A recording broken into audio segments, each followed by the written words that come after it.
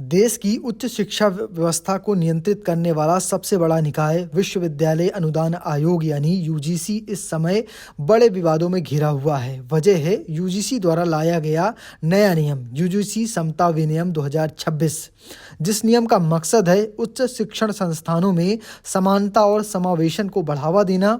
वही नियम अब सड़कों पर विरोध और सुप्रीम कोर्ट की चुनौती तक पहुंच चुका है।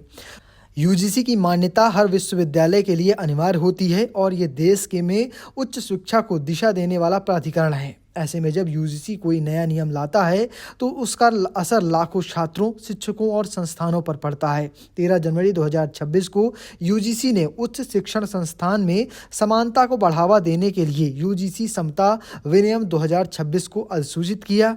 इस नियम का मुख्य उद्देश्य विश्वविद्यालयों और कॉलेजों में धर्म, जाति, नस्ल, लिंग, जन्म स्थान और दिव्यांगता के आधार पर होने वाले भेदभाव को खत्म करना है।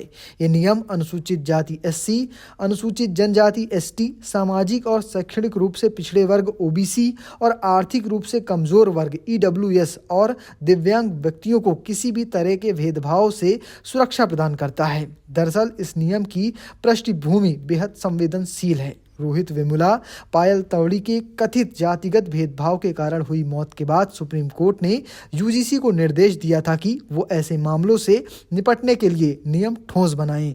इन्हीं निर्देशों के तहत यूजीसी ने समता विनियम 2026 को तैयार किया है। यूजीसी का कहना है कि इन नियमों के तहत हर उच्च शिक्षण संस्थान को एक स्पष्ट व्यवस्था बनानी होगी जिससे भेदभाव की शिकायतों की जांच और समाधान किया जा सके। इसके लिए यूजीसी ने नियमों को लागू करने का पूरा खाका तैयार किया है जिसे सभी विश्वविद्यालयों को अपनाना अनिवार्य होगा। हालांकि नियम लागू होते ही इसका विरोध शुरू हो गया। पहले सोशल मीडिया पर आपत्तियां उठी, फिर ये विरोध सड़कों तक पहुंच गया। मामला इतना बढ़ा कि इसे सुप्रीम कोर्ट में चुनौती दी जा चुकी है। विरोध मुख्य रूप से सामान्य वर्ग के कुछ संगठनों की ओर से देखने को मिल रहा है। समाज या कहें जयपुर में करणी सेना, ब्राह्मण महासभा, कायस्थ महासभा, वैश्य संगठनों ने मिलकर सवर्ण समाज समन्वय समिति S4 का गठन किया है ताकि इस नियम के खिलाफ संगठित आंदोलन किया जा सके। विरोध करने वालों का कहना है कि इन नियमों को या कहें नियमों का गलत इस्तेमाल हो सकता है। उनका डर है कि झूठे आरोप लगाकर छात्रों या शिक्षकों को फंसाया जा सकता है। इसके साथ ही कुछ संगठनों ने ये भी सवाल उठा रहे हैं कि ओबीसी वर्ग को भी इन नियमों में सुरक्षा क्यों दी गई है। वहीं यूजीसी और नियमों के समर्थक का तर्क है कि व्यवस्था राष्ट्रीय शिक्षा नीति 2020 के मूल विचार पर आधारित है जिसमें पूर्ण समता और समावेशन की शिक्षा व्यवस्था की आधारशिला माना गया है। यूजीसी का कहना है कि इन नियमों में से वंचित वर्गों के छात्र बिना डर के पढ़ाई कर सकेंगे और अपने शैक्षणिक प्रदर्शन को बेहतर बना पाएंगे।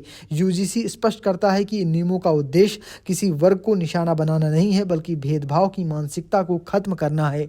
ये नियम राधिका वेमुला और आबेदा सलीम तवड़ी द्वारा दायर जनहित याचिका के बाद तैयार किया गया है जिन्होंने अपने बच्चों को कॉलेज में कथित जातिगत भेदभाव के कारण खो दिया है। समर्थकों का मानना है कि अगर ऐसे नियम पहले होते तो शायद कई दर्दनाक घटनाओं को रोका जा सकता था। अब सवाल यही है कि यूजीसी समता विनियम 2026 उच्च शिक्षा में समानता की दिशा में एक मजबूत कदम साबित होगा या फिर विवादों में उलझकर रह जाएगा। इसका फैसला आने वाला समय और अदालत के रुख पर निर्भर करेगा। आपको क्या लगता है? कमेंट बॉक्स में लिखना और पेज को फॉलो करना बिल्कुल भूलिएगा।